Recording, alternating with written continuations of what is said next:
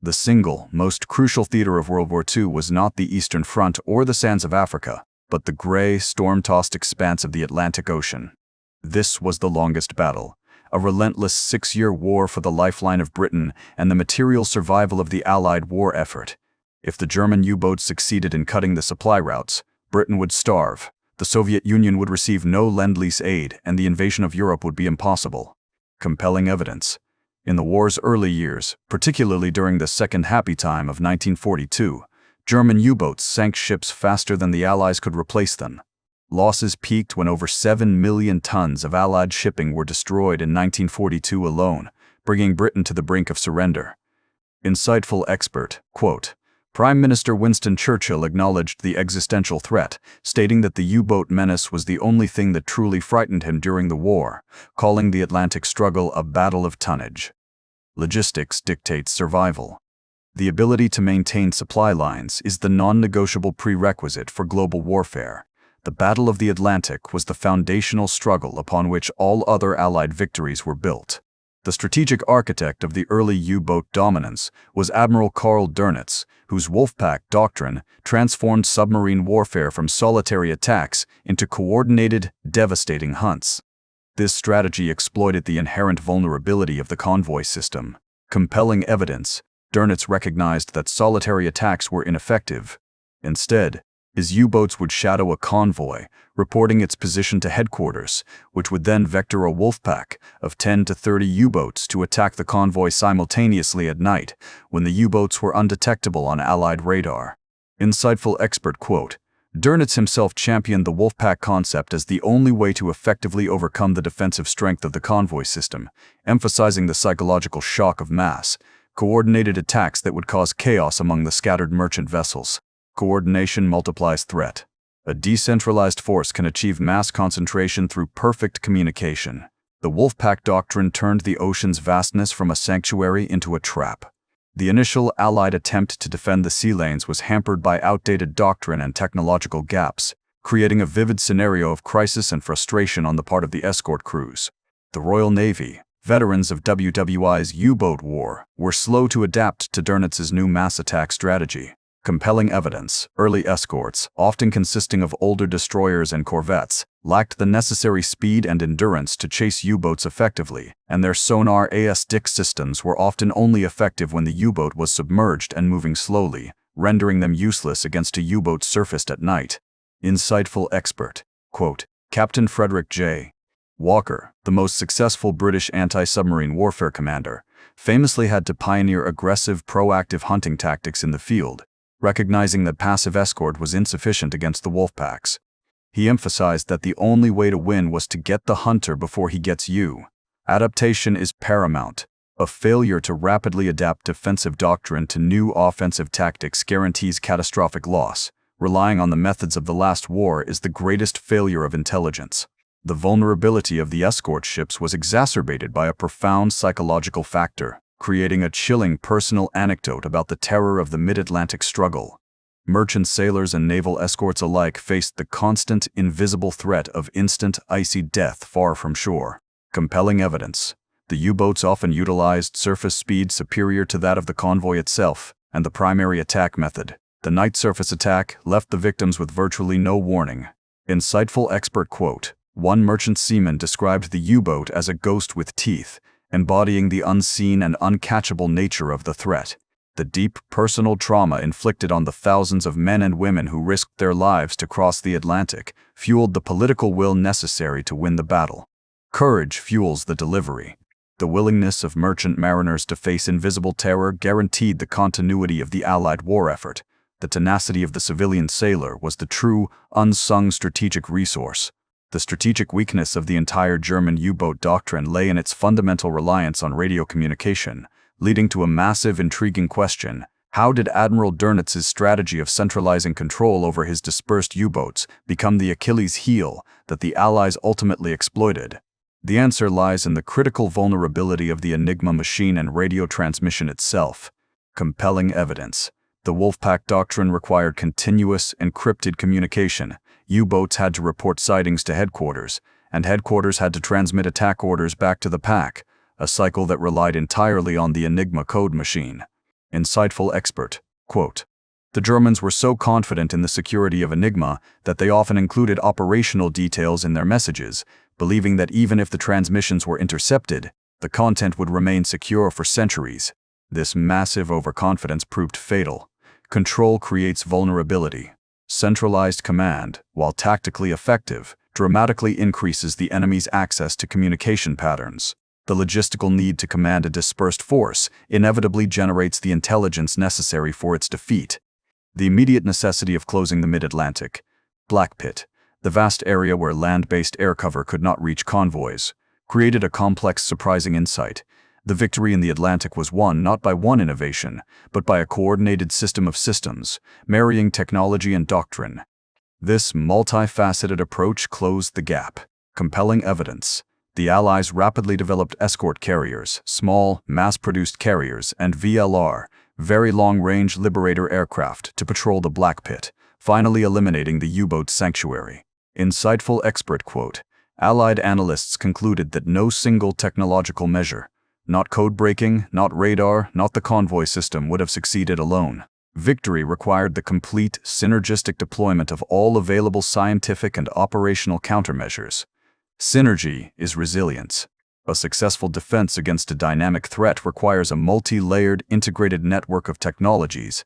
The coordinated deployment of superior systems creates an operational environment the enemy cannot overcome." The strategic weakness of the entire German U-boat doctrine lay in its fundamental reliance on radio communication, leading to a massive, intriguing question. How did Admiral Dönitz's strategy of centralizing control over his dispersed U-boats become the Achilles heel that the Allies ultimately exploited? The answer lies in the critical vulnerability of the Enigma machine and radio transmission itself. Compelling evidence. The Wolfpack doctrine required continuous, encrypted communication. U-boats had to report sightings to headquarters, and headquarters had to transmit attack orders back to the pack, a cycle that relied entirely on the Enigma code machine. The vast majority of German naval traffic was enciphered using the Enigma M4, a four-rotor variant that provided an extreme level of encryption, initially believed by the Germans to be unbreakable by any available technology. Insightful expert, quote, "The Germans were so confident in the security of Enigma that they often included operational details in their messages, believing that even if the transmissions were intercepted, the content would remain secure for centuries. This massive overconfidence proved fatal, as the volume of traffic generated exploitable patterns." Vivid example. Dönitz, a firm believer in the power of radio control, constantly modified his orders and his Wolfpack deployments via radio, generating a massive volume of traffic that provided the necessary patterns for Allied cryptographers at Bletchley Park to exploit. The rich explanation for the German failure to secure its communications is that the sheer tactical necessity of command and control led them to prioritize effectiveness over absolute silence. The reliance on radio communication, essential for the Wolfpack strategy, generated the vital stream of data the Allies needed to crack the code. Control creates vulnerability. Centralized command, while tactically effective, dramatically increases the enemy's access to communication patterns. The logistical need to command a dispersed force inevitably generates the intelligence necessary for its defeat. The initial breakthrough in the Code War was a profound, vivid scenario of capture and scientific perseverance. The entire Allied war effort depended on the genius of the Codebreakers at Bletchley Park and the incredible risk taken by the Royal Navy to capture the necessary Enigma materials. Compelling evidence. The major breakthrough in naval Enigma, the most difficult to crack, came from the capture of U-boats and their corresponding codebooks. Key acquisitions included the capture of U-1110 in May 1941, yielding crucial Enigma components and operating keys, and the later capture of U-559 in October 1942, which yielded the critical short signal tables necessary to crack the even tougher four-rotor M4 code. These captures were immensely risky, often involving Royal Navy boarding parties retrieving waterlogged documents and machinery under fire, moments that stand as the most valuable salvage operations of the entire war. Insightful expert quote. Sir Harry Hinsley, a key Bletchley Park cryptographer, noted that without the captured materials, the code-breaking efforts would have been set back by many months, possibly years, underscoring the critical importance of these naval actions to the entire Allied intelligence war. Vivid example. The recovery of the codebooks and Enigma machines allowed the Allies to read German U-boat traffic, codenamed Ultra. gaining real-time knowledge of U-boat positions, destinations, and Wolfpack rendezvous points, turning the tables on the hunters overnight. The rich explanation for the immediate impact of ultra-intelligence is that Allied convoy routing was instantly diverted around known Wolfpack positions, minimizing contact and saving thousands of tons of crucial shipping before a single shot was fired. Intelligence became the primary defensive weapon. Capture rewrites the code. The recovery of enemy cryptographic materials provides an invaluable, asymmetrical intelligence edge. Strategic success often depends on exploiting the enemy's operational carelessness. The effectiveness of Ultra created a critical thought-provoking advice point. Information superiority requires perfect operational security to remain effective. The Allies could not allow the Germans to suspect their codes were broken, leading to complex deception strategies. Compelling evidence. When ultra-intelligence revealed a U-boat position, the Allies could not simply divert a convoy without giving away the secret. Instead, convoys were often redirected under the cover of plausible deniability, such as citing poor weather conditions or the presence of a fictitious long-range air patrol. This intricate mask of plausibilities ensured that the Germans never suspected the true leak, allowing the ultra-secret to be protected for the remainder of the war. A profound exercise in operational restraint. Insightful expert quote. Intelligence historian David Kahn stated that the ability to keep the ultra-secret was the greatest strategic achievement of the war, arguing that preserving the source of information was more vital than using the information for every single tactical advantage. Vivid example. In cases where a U-boat was located and attacked, the accompanying Allied air and surface units were often given fabricated cover stories, instructing them to justify the attack using false radar contact or sonar ping. Sightings that masked the true source of the intelligence. The rich explanation for the Allied discipline lies in the value of the intelligence stream. Using Ultra too aggressively would have prompted the Germans to change their codes, plunging the Allies back into the darkness. Tactical restraint, therefore, became a strategic imperative of the highest order. Restraint preserves advantage. The long-term value of a secret always outweighs its immediate tactical benefit. Intelligence dominance requires a disciplined separation between knowing the truth and revealing how you know it. The technological arms race in the Atlantic accelerated dramatically, driven by the immediate necessity of closing the mid-Atlantic black pit, the vast area where land-based air cover could not reach convoys. This reality led to a surprising insight. The victory in the Atlantic was won not by one innovation, but by a coordinated system of systems, marrying technology and doctrine. This multifaceted approach closed the gap. Compelling evidence.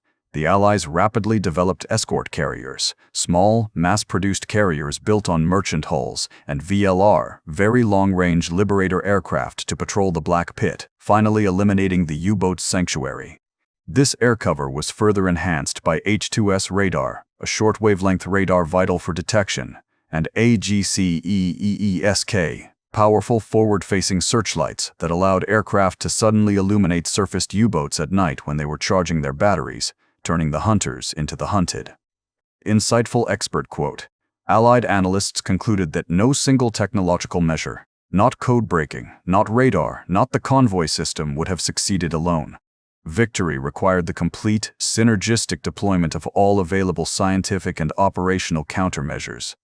Vivid example.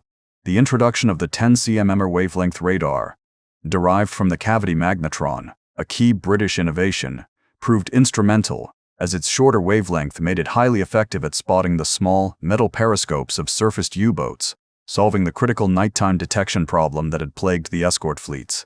The rich explanation for this success lies in the Allied commitment to continuous technological development and deployment, which rapidly outpaced the rate of German U-boat innovation, ensuring that every time Dönitz developed a new tactic, the Allies had a scientific countermeasure waiting. Synergy is resilience. A successful defense against a dynamic threat requires a multi-layered, integrated network of technologies. The coordinated deployment of superior systems creates an operational environment the enemy cannot overcome.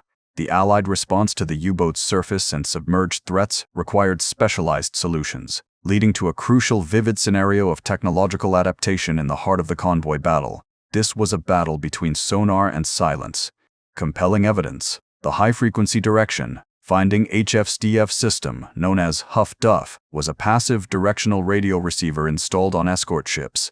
It was used to triangulate the exact position of a U-boat transmitting radio signals, usually reporting convoy position, before the signal could be decrypted. This instantaneous location method allowed escort ships to race toward the transmitting U-boat at high speed, often catching the U-boat before it could submerge or break contact, turning the U-boat's communication into its immediate death sentence. Insightful expert, quote, Admiral Dönitz described HFGDF as the gravest technical disadvantage faced by his U-boat arm, as it neutralized the U-boat's essential scouting function, which was the foundation of the Wolfpack strategy. Vivid example: the introduction of powerful new anti-submarine weapons, such as the 6 Hedgehog, a forward-throwing mortar that fired 24 small bombs in a circular pattern, detonating upon contact, solved a major problem with conventional depth charges, which required the escort vessel to pass over the U-boat, temporarily losing sonar contact. The rich explanation for this combined arms approach, HF-tection, Hedgehog for detection, Hedgehog for rapid attack, is that the Allies realized they needed weapons that could be deployed instantly upon detection, maximizing the short window of opportunity before the U-boat could dive deep and escape detection under sonar. ASDIC. Adaptation ensures survival. Against a hidden enemy, innovation must prioritize rapid detection and instantaneous engagement. The synthesis of multiple specialized technologies guarantees the neutralization of the threat. The human cost and the eventual triumph were tied to the success of specialized, aggressive escort groups, creating a profound personal anecdote about the heroic effort that broke the Wolfpack's back. Captain Frederick J. Walker, the most decorated Royal Navy anti-submarine warfare commander, exemplified the new aggressive doctrine, proactively hunting U-boats rather than passively defending convoys. Compelling evidence: Walker's second support group perfected the creep attack tactic, using slow speed and careful maneuvers to maintain sonar contact while approaching the submerged U-boat, launching perfectly aimed depth charges or hedgehog attacks.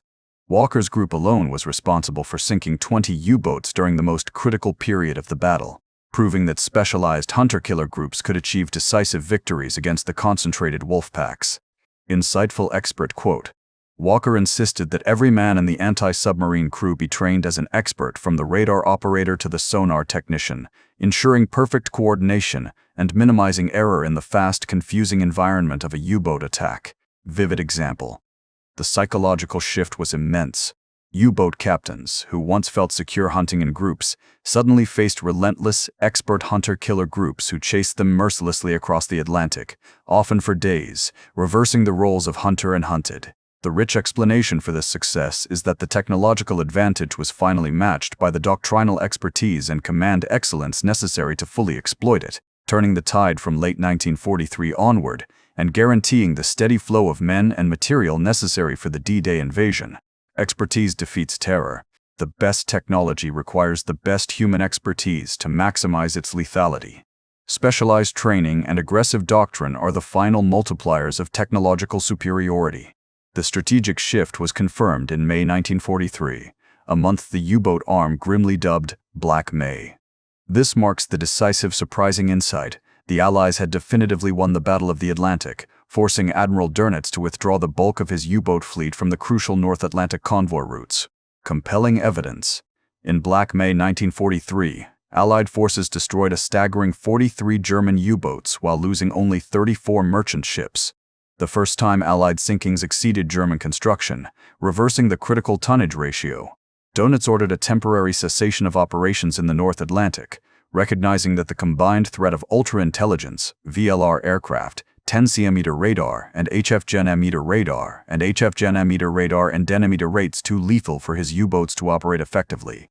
Insightful expert, quote, Dönitz noted that the Allies had solved the detection problem, stating that we were beaten by technology, a candid admission that the scientific and industrial base of the Allies had neutralized the U-boat as a viable strategic weapon. Vivid example: the defeat was a monumental intelligence victory. The Germans were losing U-boats because the Allies knew where they were going and when they would be there. The average lifespan of a U-boat crewman plummeted, crippling recruitment and morale. The rich explanation for this decisive turn is the successful implementation of the system of systems. Codebreaking told the Allies where to look, radar and air cover closed the black pit, and aggressive hunter groups provided the final kill. The long, grinding battle for the Atlantic was over, guaranteeing the success of the European theater. Science neutralizes stealth. Technological superiority in detection and tracking is the ultimate countermeasure to submarine warfare. The ability to see the invisible opponent dictates the fate of the naval conflict. The legacy of the Battle of the Atlantic provides a lasting, vivid scenario of how the intelligence and tactical lessons learned reshaped modern naval doctrine. The battle forever established the U-boat as a perpetual threat, even in modern nuclear warfare. Compelling evidence. The U-boat arm continued to innovate, developing the revolutionary Type XXIM U-boat, a true submarine capable of high underwater speeds and long endurance, which arrived too late to influence the war, but provided the blueprint for modern submarine warfare. The Allied response to this new threat. The continuous development of advanced sonar, passive acoustic systems, and high-tech torpedoes became the central focus of Cold War naval strategy against Soviet nuclear submarines. Insightful expert. Quote, "Naval strategists consider the battle a foundational case study in asymmetric warfare, where a weaker, innovative force, U-boats, challenged a stronger status quo force, Allied navies, forcing a continuous, reactive, and costly technological response. Vivid example, the U.S.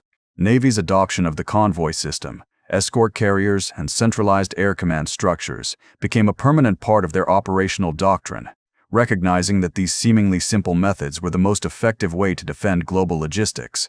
The rich explanation for this enduring legacy is that the Atlantic battle confirmed that control of the sea is not achieved by simple naval dominance, but by the relentless effort to deny the enemy. The ability to strike global supply lines, a challenge that persists today with modern threats. The threat persists. The fundamental challenge posed by submarine warfare requires a permanent, sustained commitment to technological innovation. The lessons of the longest battle continue to define global naval strategy. The final, essential conclusion about the struggle for the Atlantic is presented as a profound personal anecdote about the merchant sailors who paid the ultimate price. Of the nearly 3,500 merchant ships sunk by U-boats, the overwhelming majority of Allied casualties were the civilian mariners who risked their lives daily, often with no military training, to ensure that the vital flow of material reached its destination. Compelling evidence. Merchant sailors faced a higher rate of casualty than almost any other military branch, enduring sub-zero temperatures, the constant threat of torpedoes, and the psychological burden of watching their comrades drown. The success of the D-Day invasion and the eventual Soviet push toward Berlin relied entirely on the successful delivery of fuel, food, and armaments guaranteed by these unsung heroes.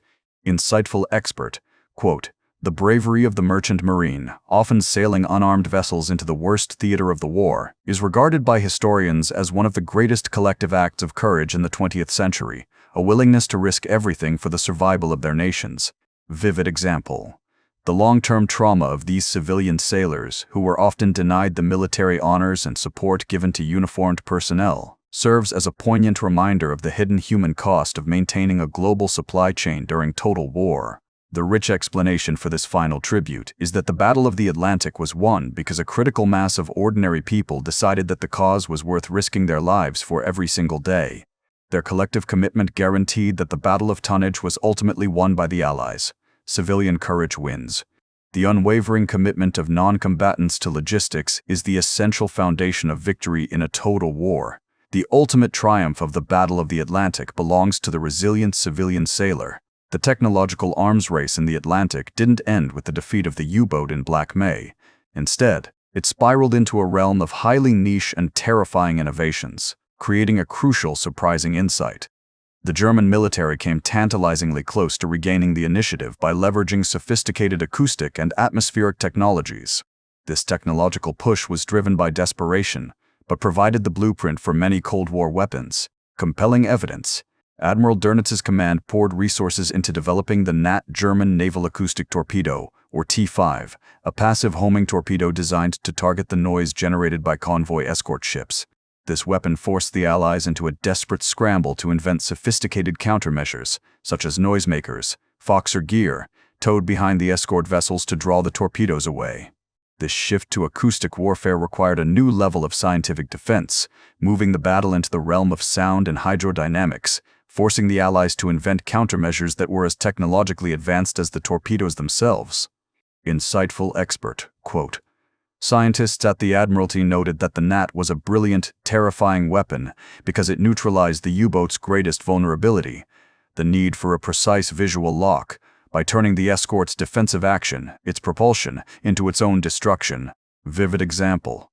The final answer to the acoustic threat was the 6 Foxers device, a simple noisemaker made of pipes and chains that generated a louder, more attractive acoustic signal than the ship's propellers, drawing the Gnat torpedoes into a harmless, premature explosion. The effectiveness of Foxer immediately mitigated the Gnat's danger, saving numerous escort vessels. The rich explanation for this constant technological one-upmanship is that the German failure to secure its communications forced them to rely on pure technological innovation. Every Allied victory was met with a desperate, often ingenious, German technological counterpunch, ensuring the arms race never truly stalled until the war's final days. Innovation breeds counter-innovation. The neutralization of a superweapon is rarely a final solution. It simply accelerates the enemy's pursuit of a newer, more complex technological advantage. The U-boat's continued survival near Allied coastlines, even after the loss of the air war, was due to the revolutionary schnorkel, leading to a chilling, vivid scenario of the U-boat becoming a true submarine, capable of operating effectively underwater for extended periods. Compelling evidence. The schnorkel was a simple retractable air mast that allowed the U-boat to run its diesel engines underwater while submerging shallowly to draw in air and vent exhaust. This allowed the submarine to recharge its batteries without surfacing, drastically reducing the U-boat's exposure time to Allied radar and air patrols, moving the cat-and-mouse game back into the Allied coastal waters where the U-boat was nearly invisible. Insightful expert quote. Admiral Dönitz regarded the schnorkel as the most important post-1943 technological advance, stating it robbed the enemy of his radar advantage. The innovation made the final class of German U-boats Type XXI almost impossible to track. Vivid example. The introduction of the schnorkel forced Allied anti-submarine warfare, ASW, to shift from surface air radar surveillance to reliance on complex underwater acoustic detection, sonar, where the U-boats were quieter and harder to locate against the noisy background of the ocean, leading to a temporary surge in U-boat sightings in coastal waters.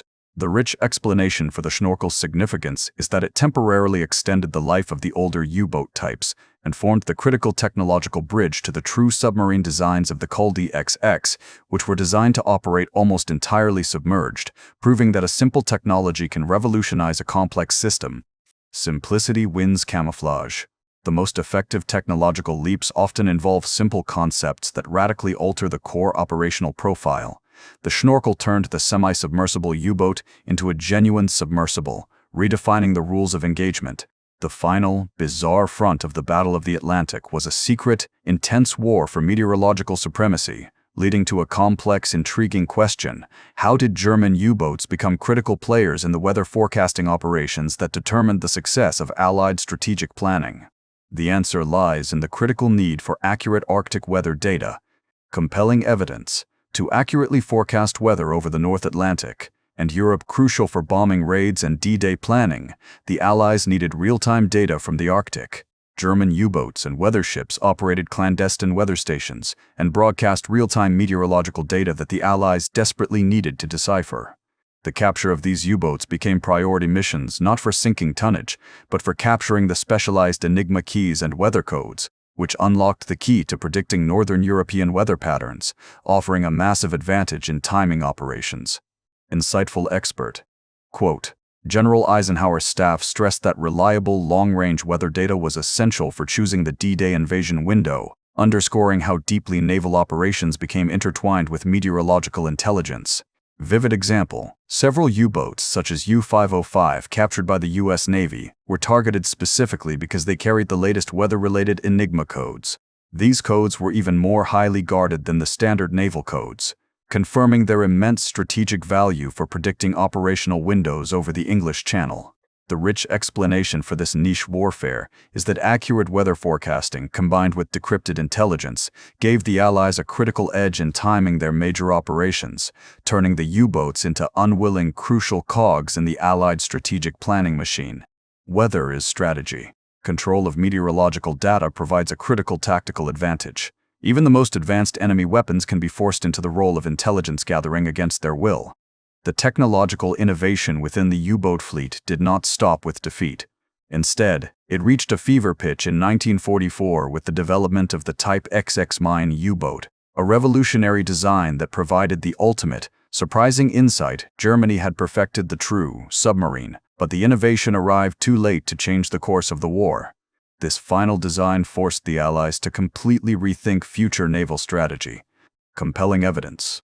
The Type XX was designed to operate almost entirely submerged, utilizing a sleek hydrodynamic hull, a massive battery bank, and the schnorkel to run its diesel engines underwater. This gave it an unprecedented submerged speed of 17 knots, compared to 7-8 knots for older types, and a far longer submerged endurance, making it immune to the surface radar and air patrols that had defeated its predecessors. Insightful expert, quote, Admiral Dönitz described the Type XX as the only way to regain control of the seas in 1945, recognizing that the submarine would render all current Allied anti-submarine warfare, ASW, tactics and technology immediately obsolete had it been deployed in mass. Vivid example. Only a handful of these revolutionary U-boats made it into operational service before the war ended, but their technical specifications became the primary focus of post-war naval intelligence. The Type XX featured automatic torpedo reloading systems and a revolutionary hull shape, showcasing advanced German engineering. The rich explanation for the Allied urgency in capturing this technology lies in the recognition that the Type XX provided the blueprint for the next half-century of submarine warfare, transitioning the U-boat from a submersible torpedo boat to a genuine, formidable underwater warship, a terrifying prospect for the post-war world. The future was submerged. Technological innovation, when radical enough, can leapfrog established doctrine. The Type XXP provided the enemy with the ultimate, silent countermeasure to Allied air and surface dominance. The immediate end of the war did not end the technological rivalry. It simply shifted to a fierce, secret, vivid scenario of capture and transplantation known as the technological brain drain. Both the Soviet Union and the Western Allies raced to seize the Type XX U-boats and the key German engineers who built them. Compelling evidence. The US and Britain launched secret operations to capture Type XXIs and transport them to their own naval bases for dissection and analysis. Simultaneously, Operation Paperclip brought German naval engineers to the West. The Soviets, using their control of East Germany, also captured entire segments of the Type XX production line and many subordinate engineers, setting up their own mirror research and development programs, notably the Whiskey-class submarine designs. Insightful expert quote, naval historians cite the Type XXI as the direct ancestor of both the American Albacore class and the Soviet Whiskey-class submarines, serving as the foundational knowledge base that ignited the intense Cold War submarine arms race. Vivid example. The technological focus shifted almost overnight from defending convoys to developing nuclear submarines capable of hunting the silent, fast-moving successors of the Type XXIs. The long-range acoustic and sonar systems developed during the Cold War were a direct response to this final German innovation. The rich explanation for this intellectual pillaging is that the Atlantic battle proved that control of the sea relies on technological asymmetry. The West could not afford to let the Soviet Union gain a monopoly on the Type XXI's capabilities, guaranteeing that the U-boat's legacy would define the new global strategic rivalry beneath the waves. Submarines define the Cold War. Technological secrets become the ultimate currency in a post-war environment. The Type XXI served as the single most important blueprint for the future of naval power. The final, essential conclusion about the struggle for the Atlantic is presented as a profound personal anecdote about the merchant sailors who paid the ultimate price. Of the nearly 3,500 merchant ships sunk by U-boats, the overwhelming majority of Allied casualties were the civilian mariners who risked their lives daily, often with no military training, to ensure that the vital flow of material reached its destination. Compelling evidence. Merchant sailors faced a higher rate of casualty than almost any other military branch, enduring sub-zero temperatures, the constant threat of torpedoes, and the psychological burden of watching their comrades drown. The success of the D-Day invasion, and the eventual Soviet push toward Berlin, relied entirely on the successful delivery of fuel, food, and armaments guaranteed by these unsung heroes. Insightful expert.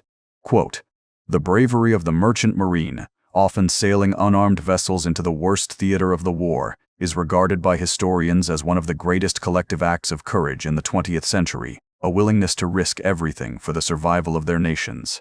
Vivid example. The long-term trauma of these civilian sailors, who were often denied the military honors and support given to uniformed personnel, serves as a poignant reminder of the hidden human cost of maintaining a global supply chain during total war. The rich explanation for this final tribute is that the Battle of the Atlantic was won because a critical mass of ordinary people decided that the cause was worth risking their lives for every single day. Their collective commitment guaranteed that the Battle of Tonnage was ultimately won by the Allies. Civilian courage wins. The unwavering commitment of non-combatants to logistics is the essential foundation of victory in a total war. The ultimate triumph of the Battle of the Atlantic belongs to the resilient civilian sailor,